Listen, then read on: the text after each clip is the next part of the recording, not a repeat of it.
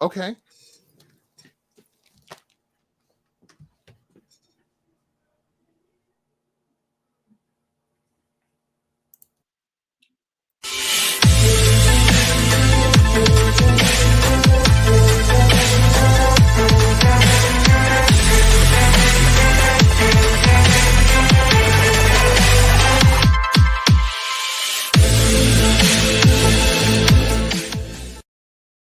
Welcome back, everyone, to a brand new edition of the NoDQ review number 177.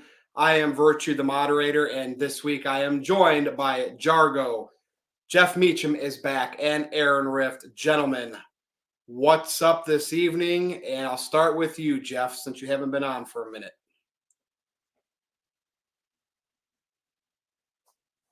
You might be on mute, Jeff. Botch. Here we go. Okay. There you go. I'm excited to be here, even though I'm screwing up my equipment. Interesting news last week or so in wrestling, so it's going to be fun to talk about tonight. Yeah, I mean, we got a few topics. We got the NoDQ Galaxy here, ready to super chat away. Aaron Rift, what's going on? Doing pretty good. I could see Jargo is on the phone getting us some scoops for tonight. I'm happy about that. Jargo's always keeping up to date with things. We very much appreciate that. Anyways, I'm looking forward to this video tonight. We got a lot to cover. Well, maybe not a lot, but what we are covering is pretty significant and should be a fun discussion. Jargo, are you still available, or are you on the phone with Mean Gene? No, I'm sorry about that, guys. Okay. As I'm sure the NoDQ universe knows by this point, I am in the process of getting ready to relocate to the great city of Indianapolis, thus me wearing the Bitchin' Pacers cap tonight. And that was actually my realtor. My home isn't even on the market yet, and it may already be sold. So that was a phone call that I needed to take. Now, we're here. We got big topics. I mean, Tony Khan has some major announcements, and the earth shattered, the ground broke. I mean, we got to talk about that. Vince McMahon was on Pat McAfee's show today. We're definitely going to talk about that. And Roman Reigns is in character saying that his main event last year with Edge and Daniel Bryan was the most definitive of all time in WrestleMania history. So we need to all give our opinions on that and what might have really been the most definitive match in WrestleMania history. But before we start, I have a question. I missed this today. Did the Dynamite ratings come out? Because normally I catch them about 4:00. No, I'm kind of pulling for them. Like, I want them to have 2 weeks in a row of going up. Tony Khan with his big announcement, right? The more Dynamite gets viewed by people, it gets closer to that initial 1.4 million they did on their very first episode, the more buzz that's going to take AEW. And until we get that, I feel it's up and down like a yo-yo. That's why I'm interested. I want other fans that stopped watching to watch again, right? I want it to build up, not just the pool of diehard fans that already watch it, that already talk about it. Not that there's anything wrong with the NoDQ panel and all that, but, I want to see some fresh faces come in and talk about wrestling. So, gentlemen, let's start with let me answer your question quick. WrestleNomics is reporting, Brandon Thurston over at WrestleNomics reports that Nielsen ratings for last night's edition of AEW Dynamite have been delayed until tomorrow morning. Okay. What happened? Why? I'm not sure. Yeah, and again, it's ratings. I know wrestling fan, some people, they love the numbers because it's about, what company's doing better than the other, because hell, we went through that back in the Attitude Era with WWF and WCW. So it's like in our, embedded in our culture for wrestling competition. Although, Aaron, Jeff, I remember there being like a big war back then, but I watched both shows. It's just weird today. And I know there are people that do that today, but a lot of it is either pro WWE, I hate AEW, or pro AEW, I hate WWE. And it's just a very weird culture. I wish fans, and myself included, could just sit here, and if there's a lot of things we don't like, maybe not talk about them as much and just talk about the things we do, whether it's from this company or that company. I don't know. Gentlemen, what do you think here? Because we got to talk about what I think's been very interesting in WWE, despite a lot of people that always have criticism about their creative. I think they got gold in this character named Pat McAfee. I mean, this guy was a punter in the NFL, a punter. Basically, he's, if not the best color commentator in pro wrestling right now. He's energetic. People actually think he's more entertaining than anybody else in the business. He has his own podcast where he's getting great guests like Brock Lesnar. He's had athletes like Aaron Rodgers, and Vince McMahon was on the show today. So I want everybody's thoughts. I'm sure you've either watched that or you've went through Aaron's transcript of it where he kind of pointed out the highlights from it. Jeff Meacham. So Vince McMahon's not often does he do things like this. And when he does, it's very formulaic or he doesn't say much. Pat McAfee got Vince McMahon to talk a lot and even swear. That to me is some power. Where do you think this whole WrestleMania thing is going to go? I found it interesting that Vince, even though he danced around quite a bit of stuff, let's not kid ourselves, he was still very he came across very well. And it's rare that the general consensus of the wrestling peripheral media seems to agree that Vince came off well in anything these days. So the fact that Pat brought it out of him it reflects very well on Pat. I don't know if I necessarily need a Pat McAfee match out of this. I mean, the biggest rumor has been Vince himself. I think we're going to probably go more toward him versus Austin Theory based on what happened Monday night on Raw with the interaction with Austin and Vince. It's weird to say that in 2022 as opposed to 1998.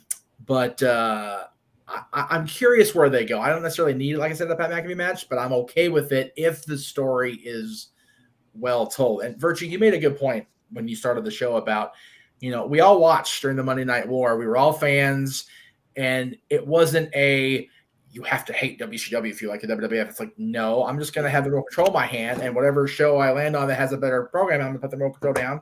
I'm going to watch my shit for a while. Like, I'll throw ECW in there too, Well, right. Well, if you can find ECW on Monday nights, that means you had it on VHS. Well, but like Saturday night or whenever they were on, like I was still curious to check them out every week. I went out of my way to watch them, to go to their shows when they came to Cleveland.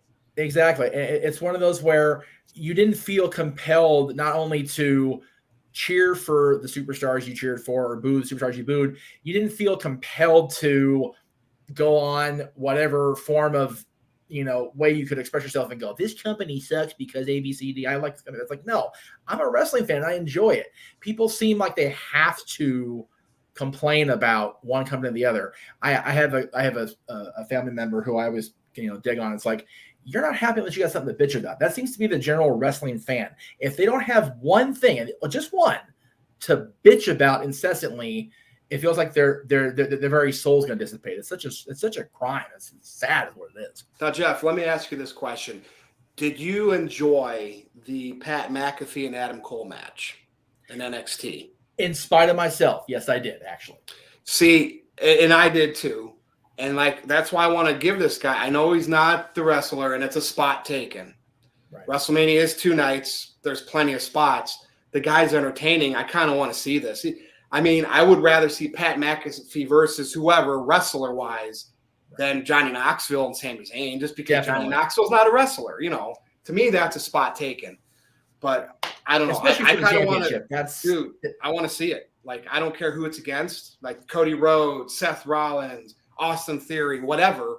I want to see this thing. It'll be a segment of WrestleMania night 1 or 2. I am interested in. That's not a main event. That matters to me. You know what I mean? It's not always about main event, but. And I actually like Darren's question before you throw to somebody else. I like Darren's question. The fact is, every Virtue and a lot of other people are hard on Tony because Tony comes off as anything but what he is. He's supposed to be the president, the head of the company, and he's walking out there looking like, he went to Carrot Top's hair designer an hour ago. He looked like a bum last night. He's Todd Gordon. If that's his character, great. I'm hard on him because I was hard on Vince McMahon for years as a fan. You know what I mean? Eric Bischoff. Boy, I did a 180 on Eric Bischoff. I hated his guts. But I looked at it, I'm like, dude, you revolutionized wrestling in the 90s. So I'm hard on Tony Khan because I think traditionally as a fan, I'm hard on these owners because not that my single voice will make a difference, but I want to see them cater to a broader audience of fans. And Tony Khan, to me, is catering to the diehard fans, which is great. But I enjoy talking wrestling with casual fans as well. And I want them back, right? I want more people. I want somebody that doesn't normally watch wrestling just to randomly start talking wrestling with me. Because then I don't feel like I'm talking wrestling and people are looking at me like I'm not cool. It used to be that way where you could talk Very much wrestling to anybody. I swear to God. But anyway. Right. Aaron, I'm going to come over to you next. I don't know if anybody asked any questions in the chat, and I don't know if Jargo is finishing up his phone calls or not. But what is your take here on Vince McMahon? I mean, this blew the Bob Costas interview out of the water. Oh, yeah. I really enjoyed the interview. I was very entertained by it. As I was telling Jargo before we went live, it felt like two guys just shooting the shit, just talking casually. Pat did such a great job to make Vince feel comfortable. Vince was talking and dude, the F-bomb. I popped so hard for that. Just using profanity freely. Vince was just talking like the two of them were in a room together having a conversation. I thought that was great. Now, there were some people that were disappointed. We did not get any hardball questions, controversial questions. Pat more or less played it safe with his questions. But I did find it to be very entertaining, and I think it's well worth checking out. And for those of you complaining about it, I mean, I really think you have to let it go. Let it go. Everybody wants to shoot, Yeah, and I think Vince was being honest with the questions that he did answer. That's how he really feels, and I think people need to just accept that Vince does things a certain way, and he's successful at it. He's been successful now for, what is it, going on 4 decades now that he's been running WWE and making a ton of money doing it. I respect the guy. You might not agree with everything that he puts out on television, but I have a tremendous amount of respect for everything that he has accomplished.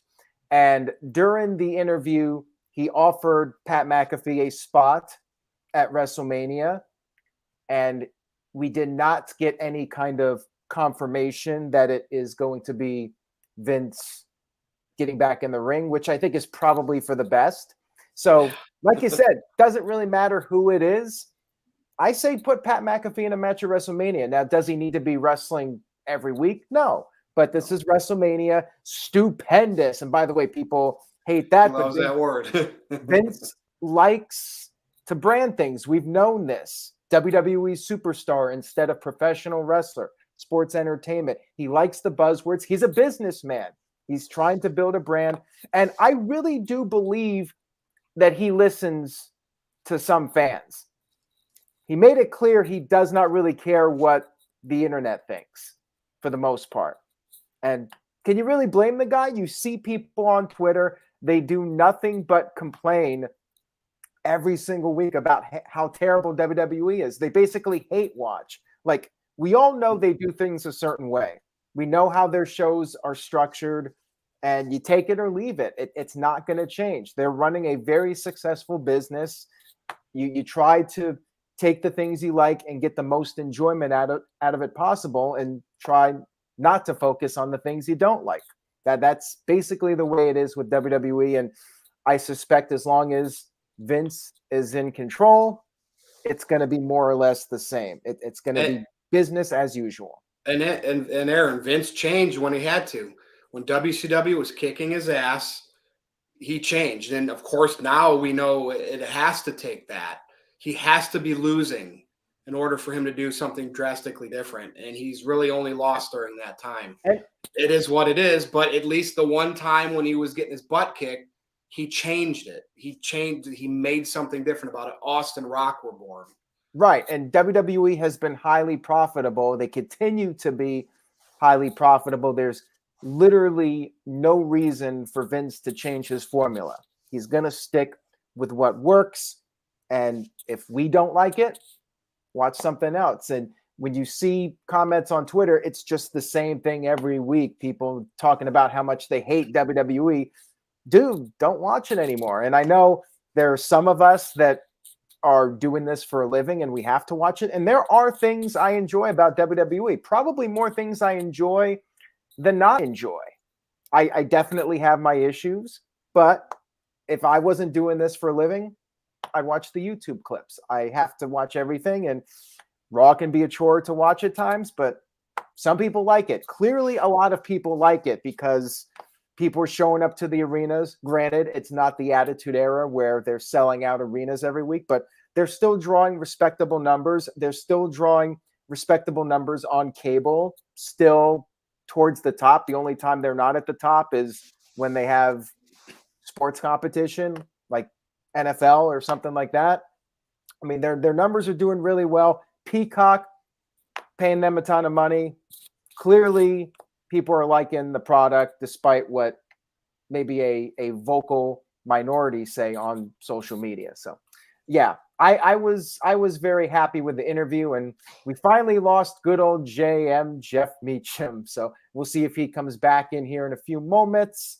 But if not, the show must go on. I tried to do my fair share of talking here. Oh, you did. And wait a minute, I think he might be back here. Now, Aaron, before I go over to Jargo, you had one super chat come in, I think. I want to make sure you get that. I don't know if it was relevant to what we're talking about, but. All right, let's see here. I'll read it off real quick. Alex B sent in a $2 super chat, says, McAfee is pure entertainment every day. I 100% agree with this. And I just wanted to say this real quick about Pat McAfee. He is well worth the money. Whatever he is getting paid, he needs to get paid more. Pat McAfee is a treasure. I love the guy. He is perfect for WWE. He's charismatic, and he shows that passion every show, and he does his job really well. And he has to work with Michael Cole, and he actually can tolerate Michael Cole. I mean, so that just an all-around good guy to work with, I guess. And I'm talking about Pat McAfee. Now, Virtue, Mr. Tito has sent in a $5 super chat. Thank you, Tito. Former NoDQ.com columnist and Virtue. In future, once he comes back. Yeah. Right. He says, Pat made Vince feel comfortable to open up and give us more insights than any interview ever.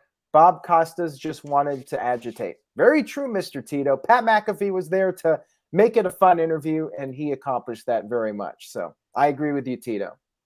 Yep. Well said. All right, Jargo, over to you with all of this. I'm very curious what you have to say. I mean, I don't even know where to go. I mean, there's been so much discussed already, right? I guess as far as Pat McAfee is concerned, I think the thing that makes Pat McAfee so great is that he already has made his money inside of the NFL, and he does this job because he likes this job, not because he needs this job. And there's not really much of anybody else inside of the WWE landscape that has that kind of clout to where he's not going to put up with Vince's nonsense because he doesn't need this job. And I think that's one huge advantage that Pat McAfee has over everybody else. The over-the-top personality of Pat McAfee is absolutely perfect for WWE, and I can see where Vince already respected Pat McAfee before he was inside of the company, so they have a very, very good relationship, and Vince can just open up with Pat. And I haven't had a chance to watch or listen to the interview yet, but I plan on doing so later on this evening. As far as Pat at WrestleMania, I wish that this would have been announced before we got into the Johnny Knoxville and the Logan Paul. And like, I have no problem with Pat McAfee having a match at WrestleMania, but I starting to get an issue with all of this weird kind of talent that's being featured at WrestleMania rather than the WWE talent that deserves to be featured at WrestleMania. But I can't help but chuckle to myself as I think of Pat McAfee having a match, and who should Pat McAfee have a matchup against? I cannot wait for Survivor Series when it's Pat McAfee versus Corey Graves, red versus blue, commentator versus commentator. It's gonna be just absolutely nauseating. Wow. Well, I mean, if Pat McAfee is going to be in wrestling matches, I'd rather have him be against people like an Adam Cole or, whoever he gets paired against here that can actually, work and not piss people off. Although, I've never had a problem with Corey Graves. So, I mean, the thing with the Pat McAfee, like, I didn't like the Adam Cole match because it felt like way too much of a spot fest for me, but that's what you're going to get out of Pat McAfee. I mean, because he's not a professional wrestler. He's going to go in there, he's going to do a bunch of spots, and hopefully he hits all of them, and the match is fine. So it's comparable to any AEW match then. Notice I didn't say New Japan because I know they actually work moves over there, but yeah, be fair. I mean, there's the possibilities with Pat McAfee with his personality are just absolutely endless inside of a WWE context. We'll see what happens. All right, gentlemen. So Roman Reigns is really into this character, the bloodline. I mean, and of course he, needle mover, right? He can say whatever he wants because he's being pushed as the top guy in all of wrestling right now. If you're the top guy in WWE, you're getting pushed as the top guy in all of wrestling. So he's comfortable enough to even say that his match last year against Daniel Bryan and Edge, where he stacked them and pinned them both, was the most definitive match ever in the history of WrestleMania, saying that when you have Austin Rock from 17, Hogan, Andre, just because of what it was, Shawn versus Brett, and you name it. I want to go around the horn here. And of course, we'll see what the chat also says. We have a lot of WrestleMania main events. And what would you consider that definitive WrestleMania main event, and why? Was it the drawing power? Was it the actual match? Because this is where it can be subjective. You could pick Hogan and Andre, but, maybe Brett and Shawn was the best closer of any show. Maybe it was Roman's match, but Jeff Meacham, I don't really know what I'm going to answer yet. I kind of want to hear what everybody else has to say. What's definitive? And kudos to Roman for buying into this character and knowing what to say. I like that when they did that little interview clip with him, he was going over in his head every finish, and he came out. He's like, you know what? Yeah, that one, because I smashed them both and I stacked them. That was why it was definitive, because I beat both of them. You can like in character, he's thinking, okay, you know what? That one was good because of this. He, like you said, Virtue, he is buying into this character 100%, and I commend him for it. He's great. For me, again, it's funny you mentioned the subjectiveness, because yes, Hogan Andre at the time was the biggest match in wrestling history, but subjective wise, that match gets the worst rating from people who think their ratings matter. Yet the rematch on NBC, which was far worse, got like match of the year from that particular side of the journalist pool, if you will. It was so ridiculous that those two matches got rated completely different when they're both horrid. As far as, I think the definitive WrestleMania match finish, if you go through almost 40 years now, for me, it's Austin Rock, not because of the Vince McMahon part, because Austin himself has said if they had a hindsight, booking back then, he had dropped Vince on his chin with a stunner because the heel turn just did not go over like it was supposed to. But that was the WWF at its apex. The Attitude Era was at the peak. They had literally vanquished everybody. Vince was chest out. I kicked Turner's ass. I buried ECW and absorbed their owner onto my commentary team. Vince was literal pre-DX cock of the walk. He was so full of his own shit that he booked himself in a match for the first time at Mania. That's how full of his own shit he was that year. So he was, that for me, that whole WrestleMania is the definitive WrestleMania. All right. Fair enough. Jargo. I think there's two different ways to look at Roman's statement, and I think both of them are right. But it definitely changes the answer for me. Okay.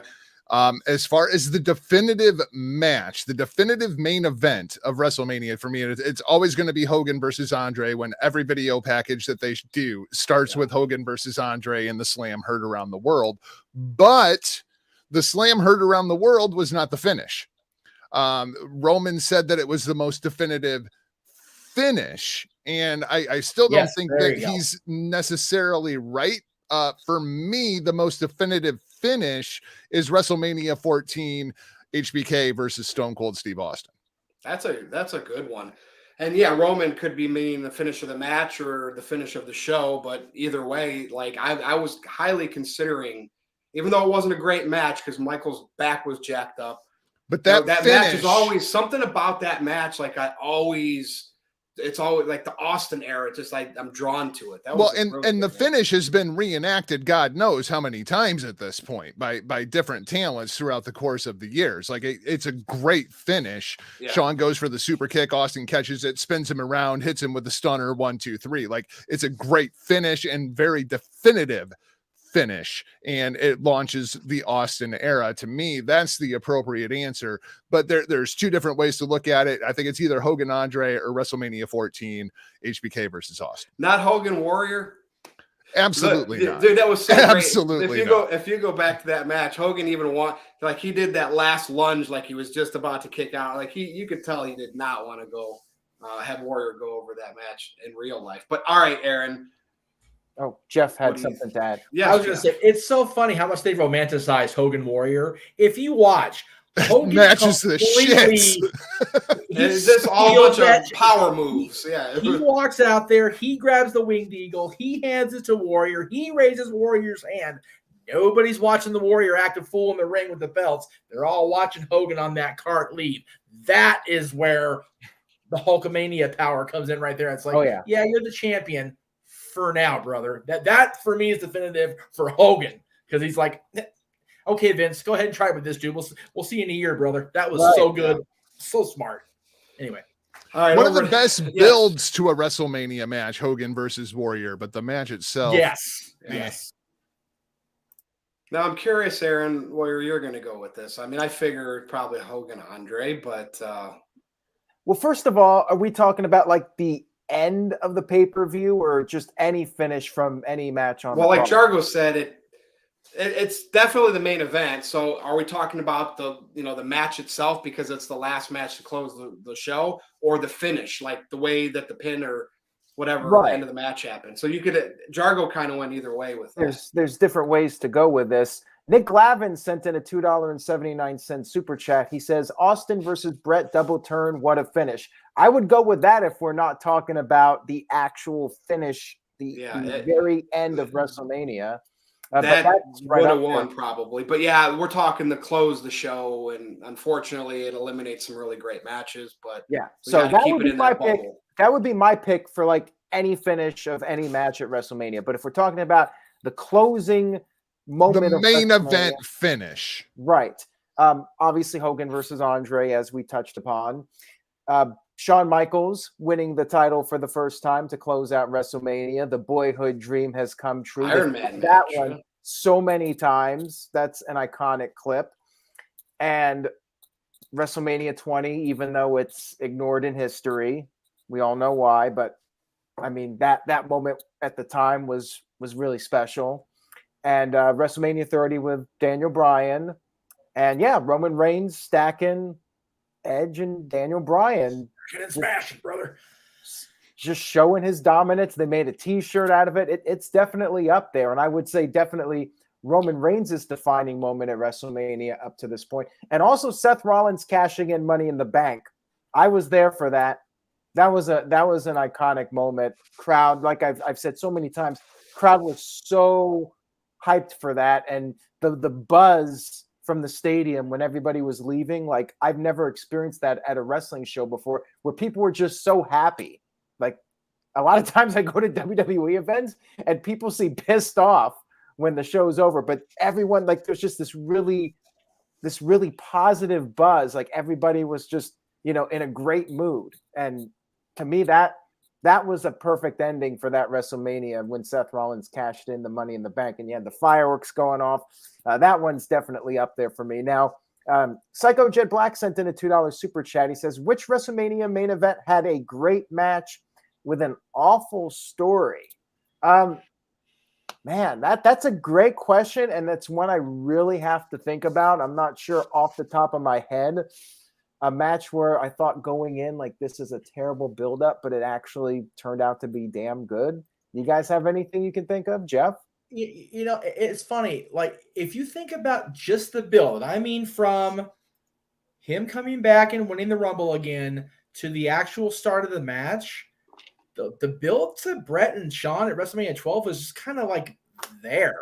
Like, it was very much Shawn's story, obviously. They showed him training with Jose and doing all the calisthenics and whatnot. They showed Brett running in through the hills of Canada. But the overall build was like, this is our world title match. I don't feel like I'm like, oh, it's the champion. Like, I didn't really feel it until they were in the ring and Earl was giving the instructions, and it's like, okay, we're actually here. Here we go. But it took us getting to the pond and actually being in the ring. That time for Wrestlemania was like, okay, sure, for me. And Jeff, now that I'm thinking about it, and I actually just talked about this match with Seth Rollins cashing in at WrestleMania 31.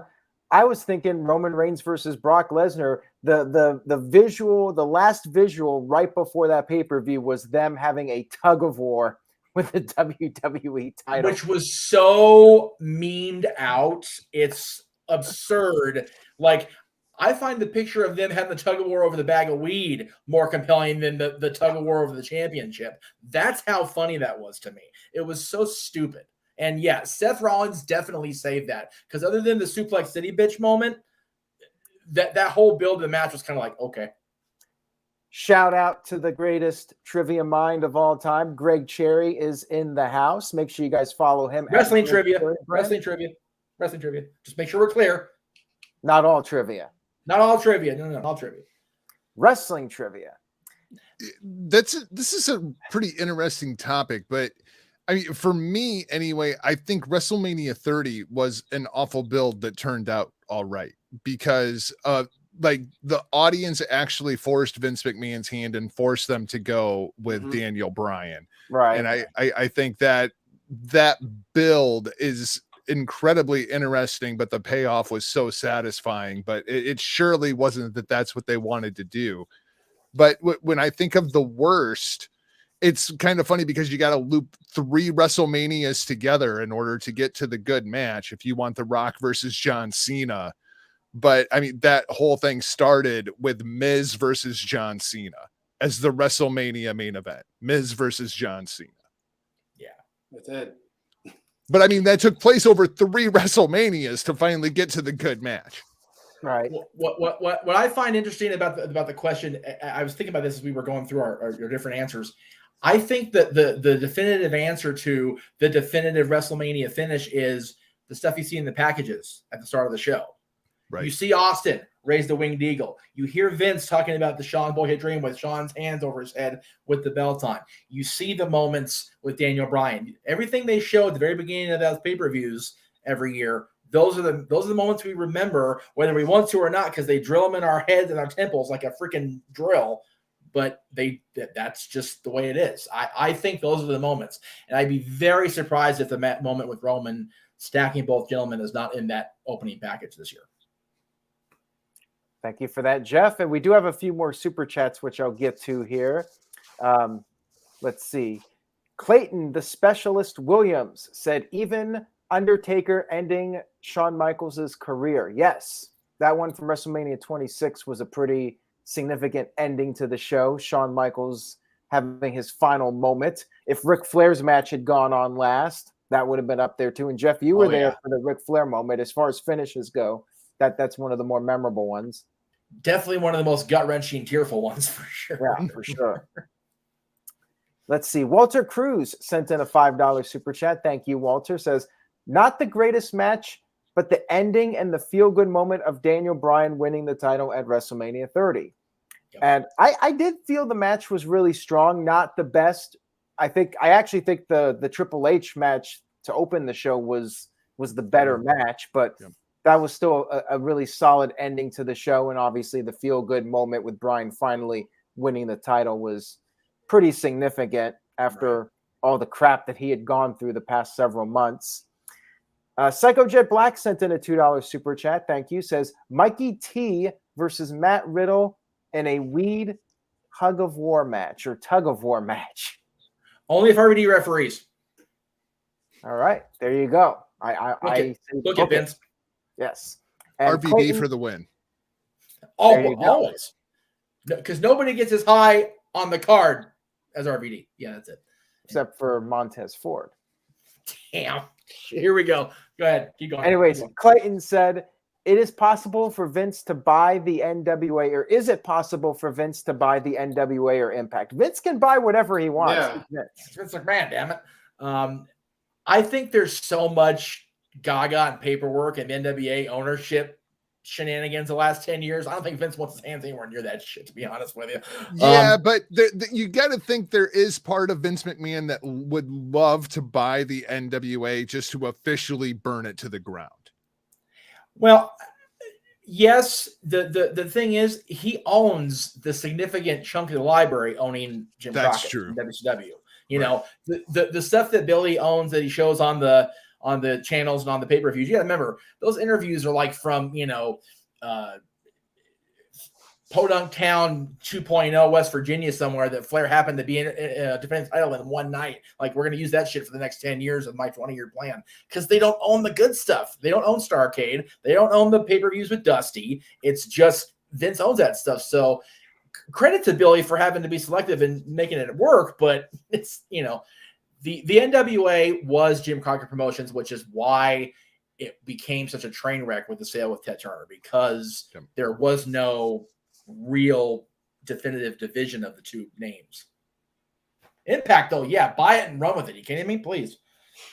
Oh, Mikey T says he would outsmoke RVD. I don't buy that one, bro. No. You got So, Aaron, you still got some more super chats here before okay. All right. So Jeff, on Twitter, you've been pretty active today, and I'm not exactly sure what's going on, but there was a lot of activity. Wade Needham, Ring Scoops Media, sent in a tweet. Yes, good old Wade. He said, "Shout out to Comrade Demooch. Good show, fellas." All right. You so call me Comrade because of the red and yellow shirt, because it's the Russian colors. That's fine.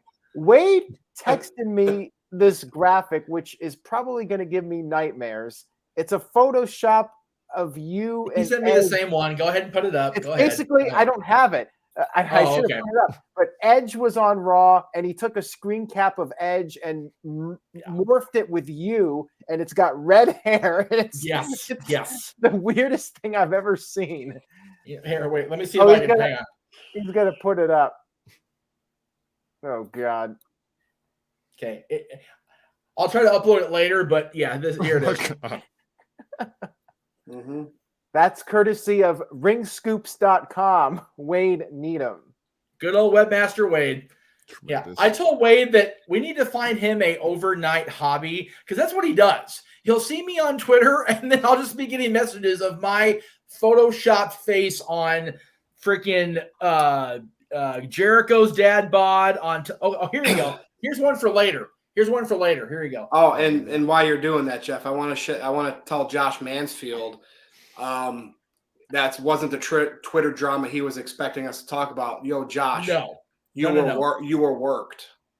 That's what I do on Twitter. Number one, you were worked. I hate saying that, because then I'm breaking that I work people. But 6 years, if you don't know, when I blow up Twitter, it's not me entertaining myself by now, and you think it's a legit shoot, then I got you guys hooked. So thank you for that, I guess. I don't know.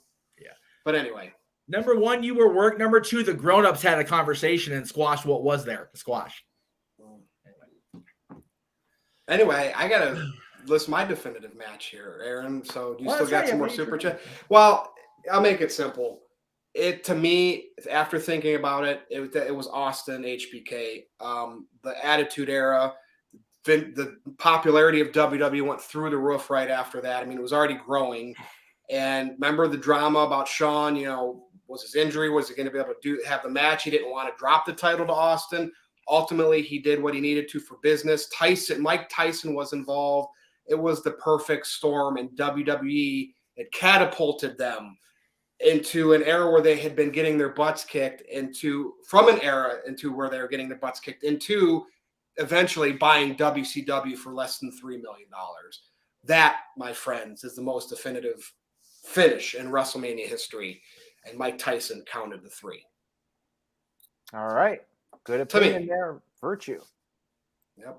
And again, it's not about match quality. Right. It's about the impact. It is a great match, though.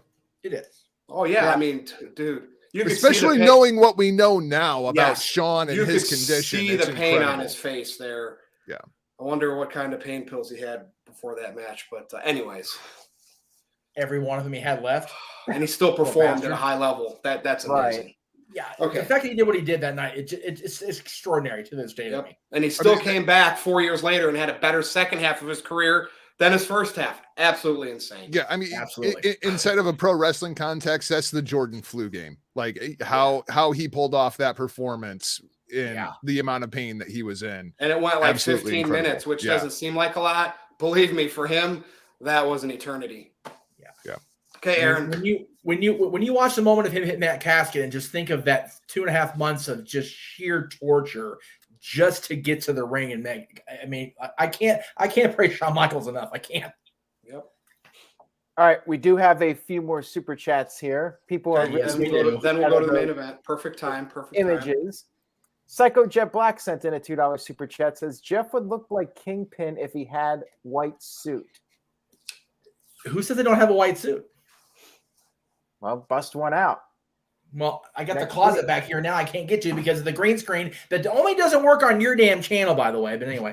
Well, by the way, Jeff, this device is working way better. Like your audio is perfectly. I'm literally on the same computer. I'm literally on the same computer I was when we started.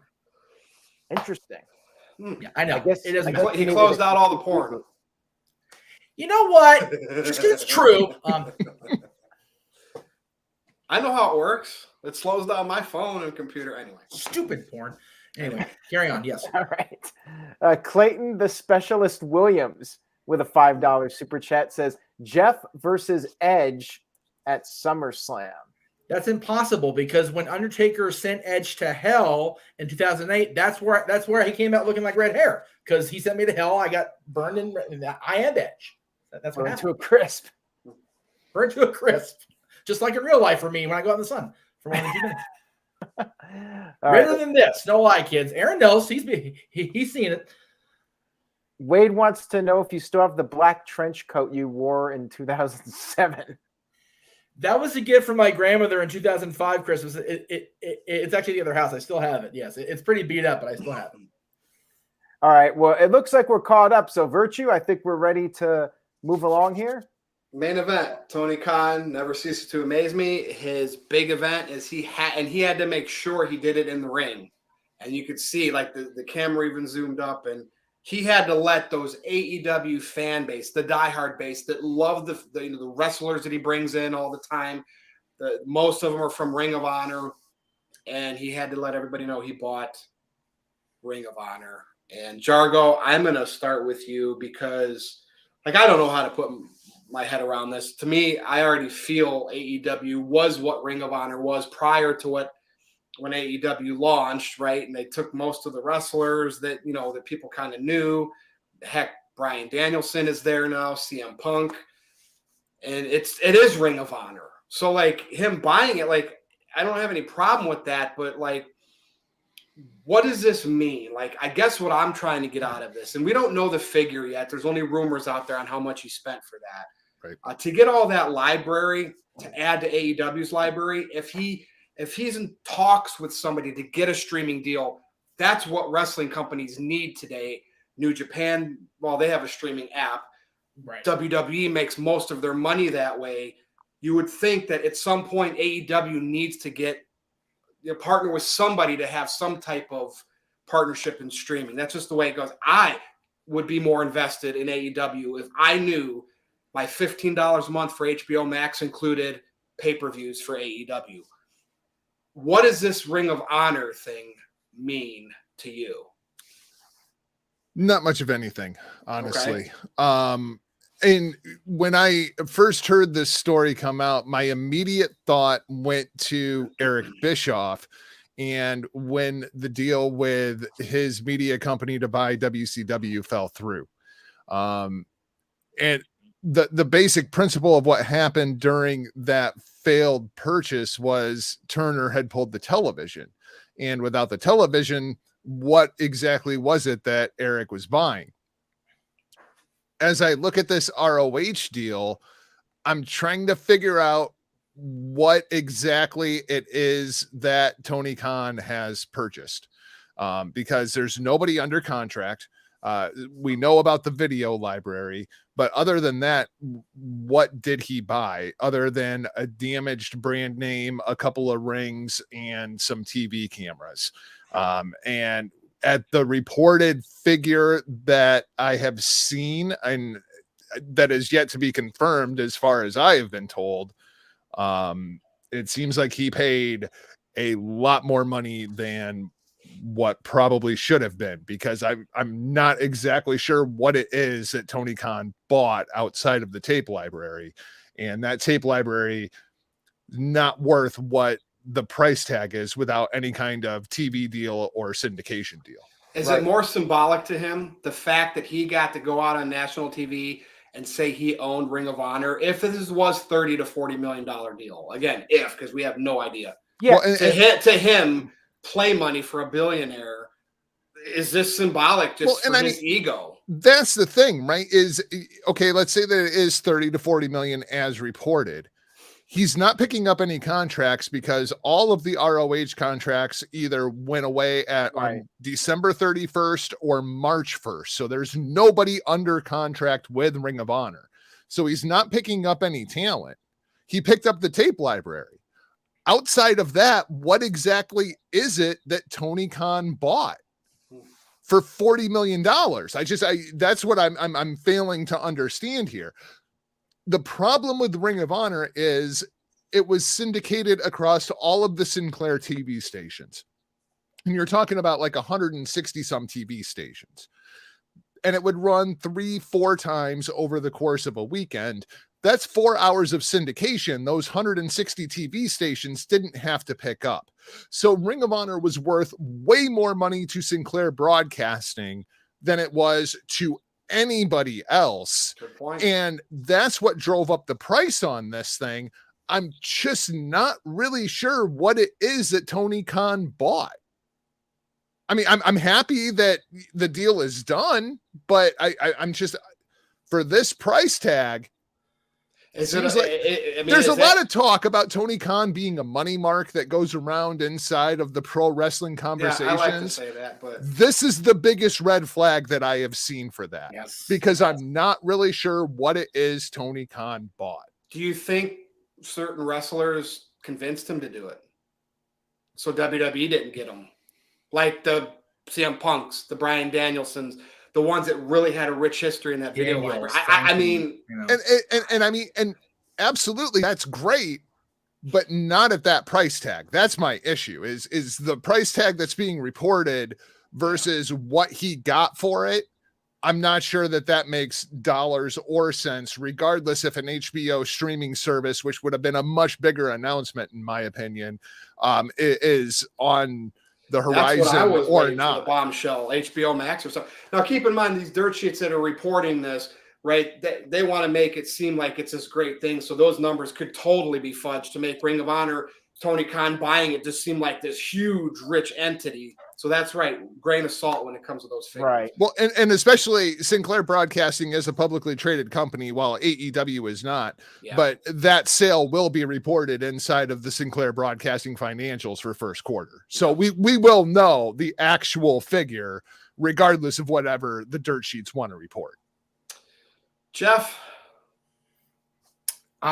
if that number is true, and again, we have no friggin' idea, and we won't know until first quarter report, which whenever that goes down. The bottom line is, if that number is true, the fact that Tony allegedly paid 10 times or more I was gonna say, than Vince McMahon bought the WCW/Crockett library, just the library alone of those two entities is worlds apart. Like literal worlds apart. You figure you've got the Crockett that goes back into the 70s, 80s, 90s, and of course the first 2 years of the 2000s. Whereas ROH, with all due respect to Ring of Honor, and Aaron and I have covered Ring of Honor pretty much my entire time at NoDQ because we had the same year anniversary, 2002. And Aaron and I have both been fans of Ring of Honor for a good chunk of that. The fact is, they've been, Virtue's favorite word, a niche product. You know, Jargo, you mentioned they have 160 TV stations. I still don't get Ring of Honor out here to this day. I have never watched Ring of Honor on a regular cable Well, that's because television. you're in California. But that's my point, Virtue. I'm in Los Angeles. I'm a major market for this country. I get WWE. I've always get WWE. I thought California was its own thing, its own country. Never mind. California is its own freaking universe. That's a whole other topic, whole other conversation as far as everything else. But we're on a wrestling review show, not a politics thing, which will get ugly in a hurry. But I've always had access to WWE, WCW, ECW. I had an ECW. Yeah, it was on 2 a.m., but I still had it. I've not watched Ring of Honor except on some sort of internet feed ever. So I wonder if yes, it is worth to St. Clair more than it would be to anybody else, except maybe Tony and his fandom. But yeah, Jargo made a great point. The red flag about Tony doing it because he could do it because he's a fan and because he has the money is a little disconcerting. I'm not going to lie. I do like the fact, and I agree with Jargo also, the fact that there are no legitimate people under contract Ring of Honor at this point. So all people have been bitching about what are they going to do with these guys? You know, AEW is such an inflated roster. They've got a whole other company now. So why not?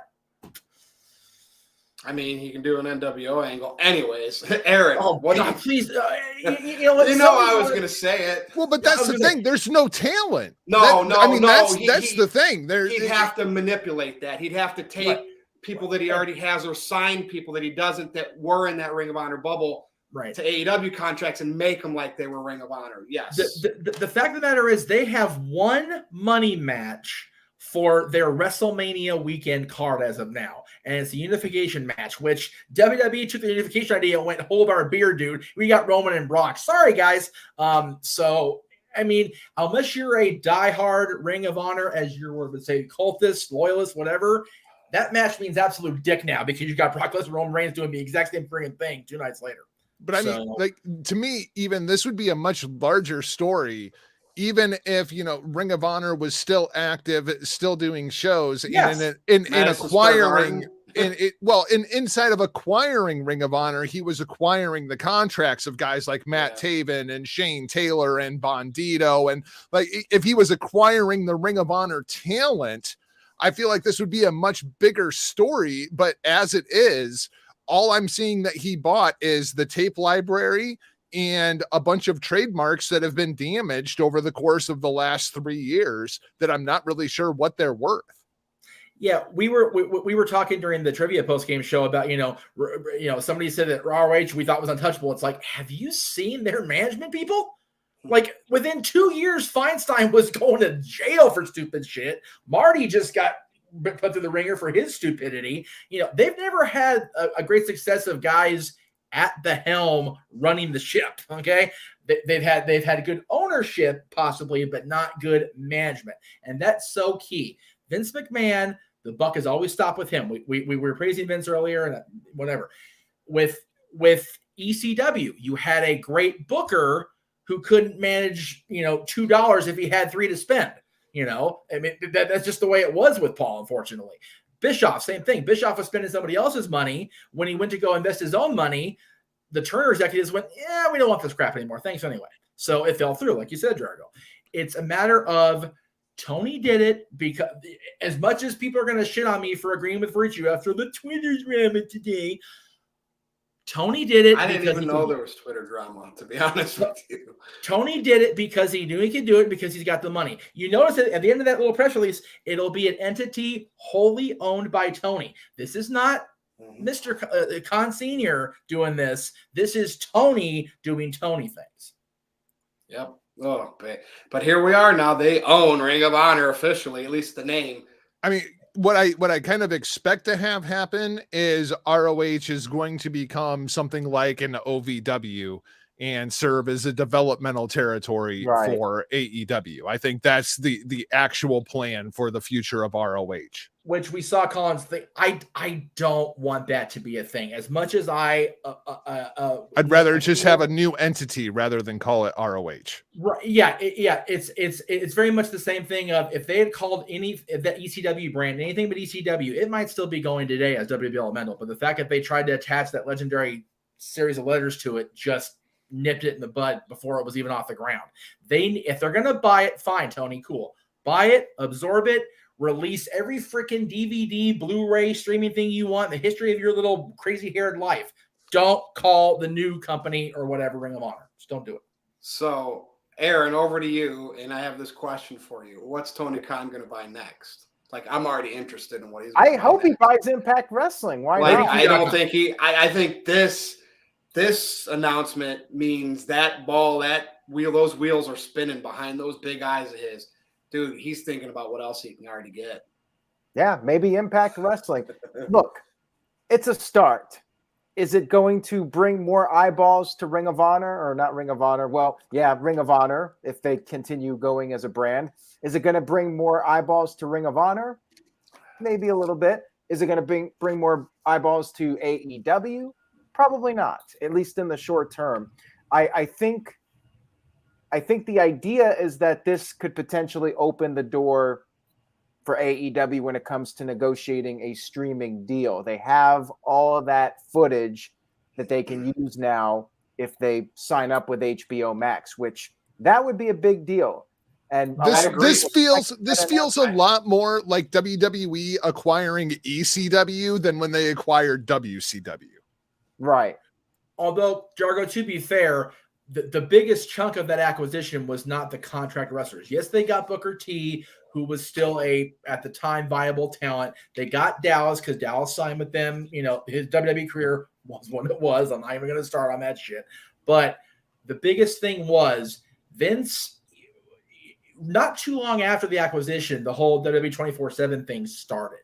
Right. So they had eyes on, we're going to own the business, and then we're going to make money like hell off it.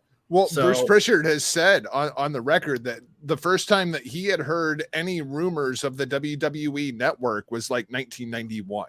Like Vince already had that in his mind. It was just Vince, when he started buying up these libraries, was the only one who knew what he was doing and had the vision to put together the WWE network. Well, what's funny you say that, because I remember closing credits of, I think it was Starrcade 87. The last thing you see is a phrase that says the Wrestling Network. So somewhere, somebody at Crockett or WCW or whatever was like, we got a lot of talent and there's a lot of history attached to this NWA brand. Maybe it can go somewhere. But like we've always said, it takes a guy like a Vince McMahon to go, okay, yeah, but I can do it better, and here's how. And then he does it. Look, I'm fine with Ring of Honor being a developmental brand. I know some people do not want that, but I'm fine with it being a brand where up-and-comers are getting showcased. If they want to put it on TNT or TBS, that's fine. Get rid of Dark and Elevation. Yes, that okay. I was going to say, if you're going to keep it as developmental, then get rid of Dark and Elevation. Because that is just too much. Like, I'm not going to want to start watching Ring of Honor when I'm not even watching Dark and Elevation to begin with. So I would say if you're going to do Ring of Honor as its own brand, then get rid of Dark and Elevation. You can throw Ring of Honor on Tuesday nights. I think I would get rid of Elevation. I think I would keep Dark. I do think I would keep Dark and treat it like WWE treats Main Event, where you have that kind of in-between stage where you can bring talent from developmental, test them out in front of the Dynamite crowds without putting them on Dynamite, see if you want to go forward with them or not. Well, at very least, they got to get rid of one of them. Wouldn't that be what Rampage is for? Rampage is like the second I don't know. Rampage feels like it's just like a third hour of Dynamite that happens on a different night. The fact that Ring of Honor's TV is and always has been a 1 hour show, it can very easily just go. Rampage, not so useful. Can we just we'll put my problem with Rampage is the bar started so high with CM Punk. Like, I was like, wow, they're really going to make this show something. Well, but think about it, Virtue. When they launched Thunder in '98, they had the whole decision about the world title with Sting and Hogan. So that was the hook that got you to watch TBS that night. And very quickly, it's like, this is wasting my damn time for 2 hours on Thursdays. I'm good. And I think AEW has done a good job of educating their fans to know that when Rampage is going to be a big deal, it'll be live.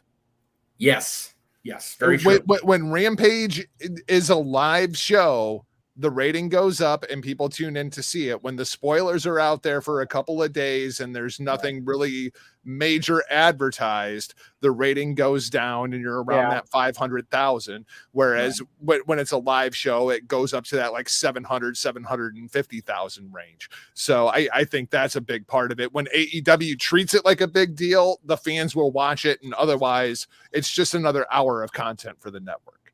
Right. Yep. We do have a few super chats here, so let me get to those. First one here from Psycho Jet Black, sent in $2, says, at least Tony Khan did not buy Global Force Wrestling. Yeah. Is that brand who even owns still in it, like, or did Impact absorb that too? I think Impact absorbed that, right? It's been gone for a while now, but yeah, I mean, he's missing out on that Global Force Gold. Remember that? I think the biggest thing about this ROH merger is AEW finally owns All In. So they actually have like the genesis of the company. So Tony paid $40 million for that. It makes sense now. I don't buy that number. I think that seems way too high. No, but I like saying it right now because that's, like I said, that's what the dirt sheets inflated it up to be right now to make this feel super important. Jargo will give us the real number when it comes out in that report. Absolutely. The fact is legitimately more than 10 times what we found out WWE paid for WCW. It just does not reconcile on my brain at all. Yeah, it's probably way lower. I mean, I don't think at any point, with all due respect to Ring of Honor, I don't think at any point was it ever worth that much, quite frankly. Well, not only that, I don't think, and again, other than match quality, which granted I will, 100% co-sign on this, I don't think it was ever the number 2 company in North America behind WWE. But like Jargo says, TV stations can inflate value of stuff, and that may be what Sinclair did with this. Depending on how much it went for. The amount of money they saved by not having to pay for syndication for all those hours of television for all those local stations, that's what inflates the worth of Ring of Honor. Yeah. Right. If it is indeed that much. The fact of the matter is, as bad as some of the stories and the match quality got at Impact, they were the company behind WWE. I'm not saying, number 2, because it was a distant number 2 at best during a lot of the point, including when this guy was there. But there's and that's the thing we've all been trying to, dance around. Vince, and, he talked about on the Pat McAfee show today, he thrives best when he has competition. Nobody has come along since the death of WCW to really make Vince sweat. And I don't think anybody in their right mind honestly believes that this acquisition of Ring of Honor's tape library and whatever else he's going to do is still going to make Vince even mildly shake in his overly expensive shoes. Now, unless the HBO Max deal is right on the horizon. Right. Then I feel like this becomes a much bigger I'll pop move. for that. I was literally bracing myself. I'm like, if Tony Khan comes out and announces a streaming deal, I'm gonna I can't say anything bad. I'm gonna have to put it over, and I'll still mean that if it ever happens. Yeah, if AEW goes full blown and gets involved in bed with Warner Media and joins HBO Max, then you have a shift without question. And now with the addition of the Ring of Honor library, they can really incorporate all of that into their history. So it's really like AEW bought 20 years worth of history. When you go back and you look at those initial shows and you're seeing guys like Danielson and you're seeing guys like Punk on those shows, you can kind of incorporate all of that into your history as well. So it does make sense as far as a streaming service goes to have all that ROH content on an AEW network. Then it becomes a much bigger deal, but you have to have that infrastructure in place first. And Jargo, you made a good point of them owning All In now, because All In was basically kind of bridges the Bucks that gap. I'm sick of dealing with Ring of Honor's crap. Let's do our own thing. So if you really want to be Vince McMahon revisionist history, Ring of Honor's failures bred AEW. So they literally were the successor to the other company. So it's a great little piece of history book if you really want to word it right. Yeah, it's just a matter of AEW using that footage properly and using it to build up their stars even further by showing the old footage of CM Punk and Bryan Danielson and so on. We'll see what they do. The narrative, brother. And the other thing this does, as far as the actual today's pro wrestling community goes, that nobody is talking about, this does strengthen the working relationship between All Elite Wrestling and New Japan Pro Wrestling, with Ring of Honor being out of the picture.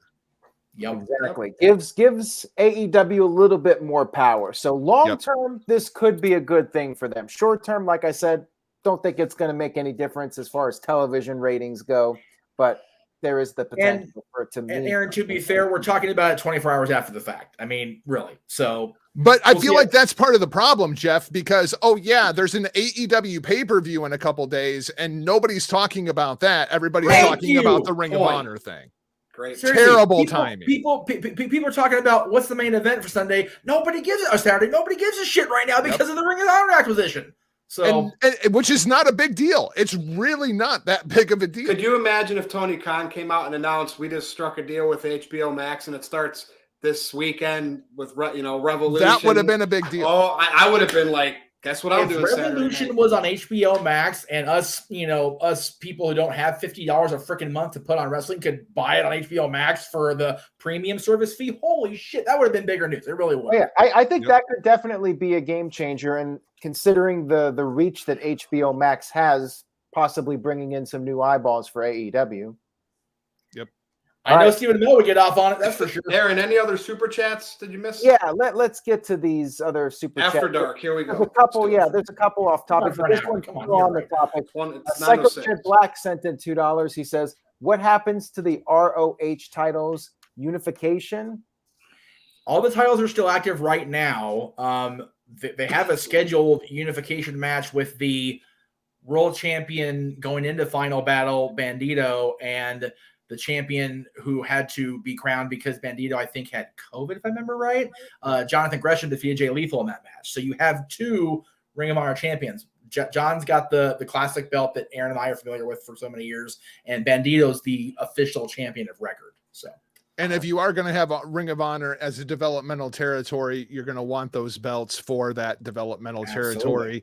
And I do have it on good authority that Jonathan Gresham has been hanging around backstage at Dynamite. So he's been there for a couple of weeks now. And honestly, I think they should have him win that match and keep the old belt because there's so much history just in the look of that belt alone. I agree. But the Ring of Honor World Championship is a beautiful freaking belt, and I hate to see it go by the wayside. It's a beautiful belt. It is, yes. All right, we got a couple more here. Mo Camera, Virtue's favorite, sent in a $2.79 super chat. Says, John Moxley and Bryan Danielson should be called the Unholy Two. I like it. That comment is like number 2. Carry on. Ouch. I'm still going with Bryan Danielson putting together his faction and calling it the Legion of Dragons. Ooh, I like that one. I'm here for that. I dig that. All right, we're now in After Dark, and Wayne Needham has provided us a little bit of entertainment. So make sure you guys stay tuned. Do not tune out just yet. A little bit of entertainment from. This happens when I come back. She hits the fan. See? Another super chat. There you go.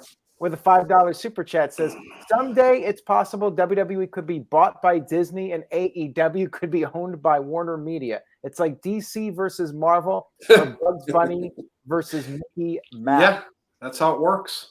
Yep. I mean, never say never. Stranger Microsoft just bought Activision over in the gaming world. So this is how these companies work, man. Yep. That's how it starts.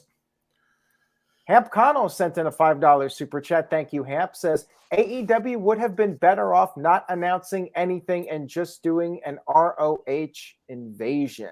If Impact Wrestling wasn't doing literally the exact same thing right now, then maybe. And as mentioned, as I sit in my studio right now, I'm hanging out with all the contracted Ring of Honor talent. They're playing pool behind you. They're all hanging out by the pool table. I mean, what are they going to do? Have Mike Bennett show up, and that's going to blow everybody? But again, he's not contracted to Ring of Honor, and isn't he jerking off over in Impact Wrestling too? That's the thing. They had this little sub faction called Honor No More because they don't work for Ring of Honor no more. And nobody cares. Nobody cares. I mean, are we really talking about Impact Wrestling? With all due respect, they've gotten better. From what I've seen, they have improved from those dark years. Jeff, is this a good thing for? I saw people. Oh, go ahead, Rich. I'm sorry. Is this a good thing for NWA? I mean, they're very niche, like Impact these days, but like, does this give them more of their own? Hey, Ring of Honor and AEW is merged, even it's still kind of AEW, and now NWA is like, could this be beneficial to them? Well, on a smaller scale, like they're not going to be. Sorry to interrupt, Hamp. We are getting to your super chat. I do have it in here. It was off topic, so I was holding off on it, but we do have it. Sorry, Jess on the show. We're after dark. It's going to be a while. So as far as NWA, again, I'm an NWA fan myself. I watch every week. I got the subscription thing going or whatever, but I don't think they're going to be affected good or bad by this. Impact, I think, will be affected by this. Okay. And for those of you saying, well, I've watched Impact here and there, it's like you can't drop in on Impact here and there because the match quality has gotten leaps and bounds better. The storytelling has definitely improved in the post-Hogan era because they literally just they scrapped everything and started from scratch after the Hogan thing, after the Jarrett Global Force bullshit. They've gone back to basics, and I think it's a fun show on Thursday nights, personally. Just a comment about Jose's post there. You joke about Jeff Bezos, but don't be surprised if the WWE would end up on Amazon Prime. Right? Yeah. I mean, I think Impact's okay, but it's a glorified indie show, and there's so many other wrestling shows out there. I just feel like it doesn't stand out anymore. There's really no need to watch it. You can get your fix from AEW if you want an alternative to WWE. Why watch Impact? What does Impact have that AEW doesn't have? When Ring of Honor and Impact both launched 20 years ago, Ring of Honor was the best of everybody that hadn't been on national television yet. Impact was, okay, these guys were on TV a few months ago. Let's see what kind of money we can get out of these star power. And Impact very quickly went away from that. Wasn't bringing in Scott Hall every. Wasn't bringing in anybody that wasn't under full-time contract or on the company like Jeff Jarrett. They grew their talent. Ring of Honor took the guys that Paul has said, had we made it one more year, I'd have signed CM Punk. I'd have got Bryan. I'd have got these guys. And, the management in Ring of Honor took it and ran down the field with it. And they did Impact grow their talent, or did they poach from Ring of Honor? I honestly think that the talent at that point had a choice. I don't think Impact really deviated off their path of Impact original TNA originals until the Kurt Angles, the Christian Cages, those guys started really coming in 2005, 2006. Now I saw Chad in there saying TNA 02 to 09 was great, and it was as far as the in-ring quality, but you can even see that once the WWE or the guys at WWE didn't want to keep around, or the people that didn't want to deal with WWE drug testing, like Kurt Angle, Jeff Hardy, started showing up, it was becoming a WWE light. I think it's definitely been the case the second half of their history, unfortunately. Well, thank you for that, Jeff Meacham. And we'll move along here. Psycho Jet Black. We're going back to WrestleMania here. Psycho Jet Black sent in a $2 super chat. He says, what's the best WrestleMania main event of the past 5 years? So we're talking about the final match, I guess, right? Main event being the last match to go on the show to close out WrestleMania over the past 5 years. I guess Roman Reigns versus Edge. Very hard to argue with last year. It really is. No doubt. Like Becky and Ronda one-on-one could have had a shot at it, but putting Charlotte in there and the way that finish was. Right. Sorry, girls. Yeah. And I'll even go further, Virtue. Had the finish not looked so botchy, it could have been up there in the conversation. Yeah, definitely the Roman match. Jargo, you have an opinion on that one? No. Okay. No. Right there. I'm right there with you guys. Nothing to add. All right. Hamp Connell, I think he may have left. I don't know if he's still here, but we are reading his super chat. So people, let him know if he ever comes back here and wants to know what happened. We did read his super chat, both of them. He sent in $5. He said, I think we're forgetting WrestleMania 21, Cena and Batista winning the titles, bringing in a new era. Jeff, I was there for that, and it was okay, but I wasn't a big fan of either match. I thought both matches were just okay, and yeah, the post-match, and historically, the wins were big, but not anything that really blew my mind that I remember. And I think you also have to consider the era that they brought in too. And was that era good, versus WrestleMania 14, which ushered in Attitude. Right. I mean, I think Cena and Batista, that was a breakthrough night for both of them. But I just don't think either match was particularly memorable. And other than just Cena pinning Bradshaw, holding up the title. Yeah. I mean, it's fine, but nothing special. Yeah, Aaron, the question posed was, what was the most definitive WrestleMania finish? I mean, Batista pinning Triple H and holding up the big gold belt was not a, oh my God, great finish. Both matches were lackluster. Quite frankly, that entire show after basically the second half, other than Kurt Angle and Shawn Michaels, was the whole, and Wade's got it right there, 100%. Just a horrible second half of that show, other than Angle and Michaels. And Aaron was there for it. God bless you sitting through it, brother. Well, Jeff, I've said this a lot of times. I always thought that Hell in a Cell match a couple months later between Triple H and Batista was way better than that WrestleMania match. And that was a definitive moment for Batista, I thought. With Triple H, Batista's got him up for the Batista bomb, and Triple H grabs the sledgehammer, acts like he's going to hit him with it, but he doesn't quite get it, and Batista picks up the win. To me, that was what really cemented Batista as a guy who deserved to be in that spot. Both Extreme Rules stipulation WrestleMania rematches were way better. You had the I Quit match with Cena and Bradshaw, which was bloody beyond necessity. Yeah, the rematch they had the month later was way better than the WrestleMania match. As I'm saying, Cena and Bradshaw in the I Quit match Judgment Day was leaps and bounds better than their WrestleMania match. And even Batista and Hunter had the match at Backlash, which we watched, I think, at Wade's house, if I remember right. That match was awful also.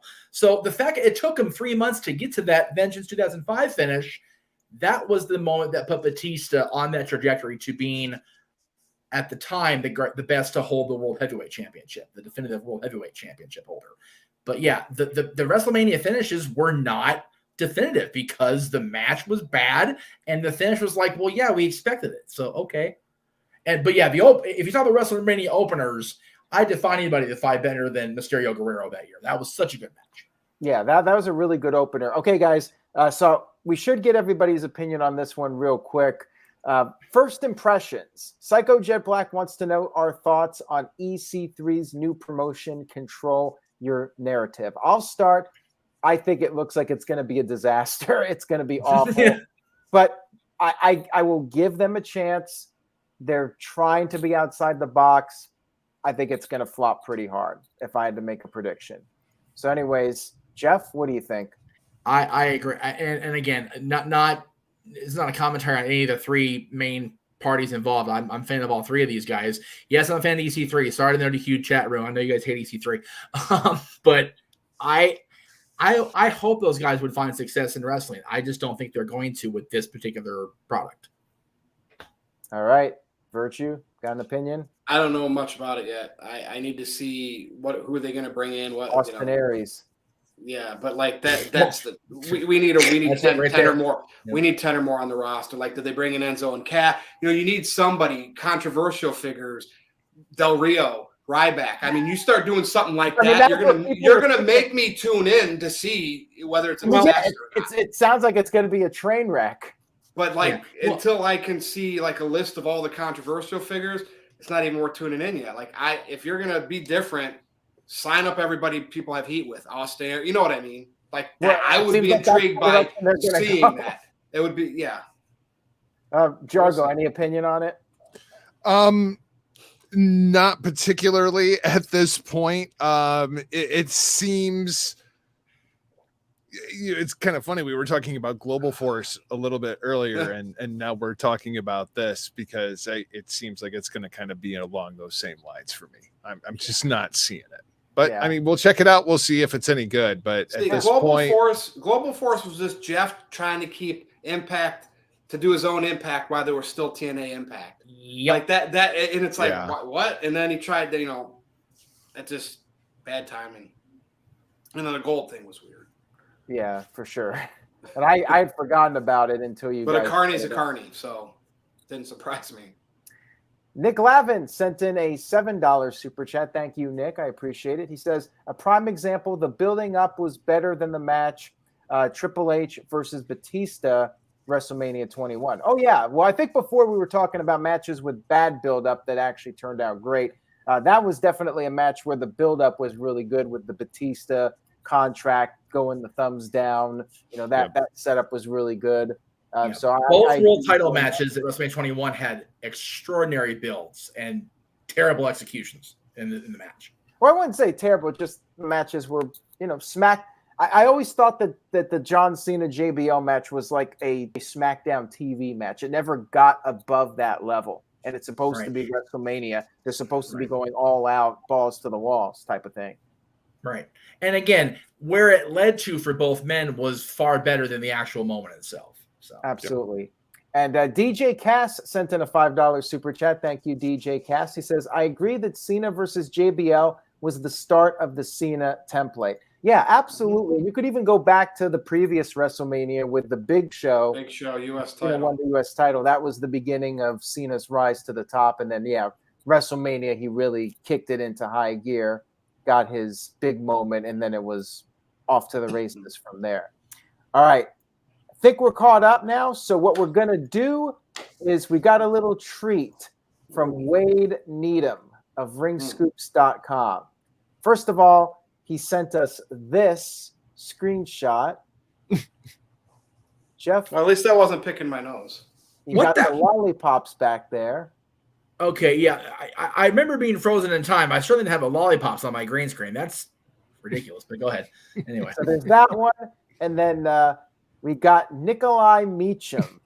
Oh, jeez. Courtesy of ringscoops.com. I'd play the Soviet anthem right now, but it's probably not the best climate for that right now. And on that note, we can do our plugs. Oh, wait. We got a super chat. Not yet. Psycho Jet Black, and I'm not sure how to pronounce Psycho, whatever that is. Anyways, it's Psycho. He says Benoit and Guerrero was better than Cena and Batista. I agree. I would probably agree with you on that one. You're talking about two of the greatest in-ring technicians of all time, and then you're talking about John Cena and Batista. So, I mean, and the world title matches at WrestleMania 20 were just on another level. They really were. Yeah, I think maybe that's what he was talking about. Like the Benoit Guerrero wins at WrestleMania felt like a big wins, and then the moment at the end with them embracing it's one of those where other than what happened with Benoit down the line, it's a beautiful friggin' moment. It really is. It always has been. For me. All right, gentlemen, time to do our plugs. And shout out to Colin the Cleaver Andrew. I always give him a shout out. He's in the chat. So, Jeff Meacham, go ahead and start doing your plugs. Well, let me make sure Aaron has my graphic ready first because, that always, hey, what do you know? It actually worked. So, yes, we had our WTC Championship match earlier today between Greg Cherry and Brett Storm. Go check it out after we're done here. Tomorrow is Dad's. And then Monday officially starts my little Road to SoFi project with I'm going to re-air Dylan and I watching the very first televised wrestling I ever watched, which was WWF Superstars of Wrestling on October 6, 1990. And I found out in the course of doing that show the first time with Dylan, that was actually the episode where Rick Martel blinded Jake Roberts with arrogance. So that was my first taste of WWF and televised wrestling, was the start of that angle. It's a wonder I stayed a fan. And of course, WWNetwork.com. There you go. All right, thank you. Not to their credit, the WrestleMania match, they did have the crowd in the palm of their hand because of the gimmick. Because they had to. They didn't have a choice with how bad the match was going to be. But that crowd was into it. There was no such thing. Like, you look at hindsight, what bad matches are back then. Maybe they weren't bad matches back then because of the time. It was one of those where the hype to almost every match on that card was at least decent. Even the Bulldog and Warlord got a decent build. It was like, it was crazy how they all came together. They had some sort of something with it. It was such a cool era. I did have a good birthday, Darren. Thank you. I appreciate that. It's been a fun week, and it's not over yet. No. Jargo. Social media at Not Jargo, michaeljargo.com. I'm also a member of course, the Hameen Media Group over at channelattitude.com, where you can find the likes of Ben Hameen, Stevie Richards, Vince Russo, and the like. I got one more show kind of left in me before I pack up and head off for Indianapolis. So if you want to join us, find us at The Blow Off over on Twitter, blowoffpod.com. Oh, yeah. I want to also shout out over on Channel Attitude, Al Snow and Jeff Lane. God, yeah, man, we got all kinds of people over. Yeah, over I love there. listening to Al Snow talk about the business. And then, of course, you know, you can find me in Virtue over at the Big Vito brand, which is also hooked up with the Hameen Media Group. So. That's true. Aaron Rift. No trolling from Big Vito tonight. I'm surprised. Probably at work. Yeah. Anyways, I was here.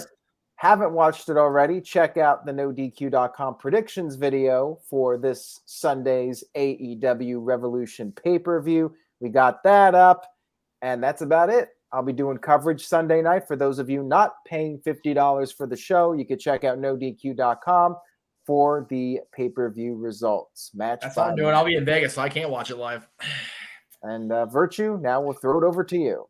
Easy peasy. Follow me on Twitter if you dare at NoDQ_Virtue. Go over to NoDQ.com/merch and get great shirts like this where you can buy a Virtue apology. It also says NoDQ.com on the back.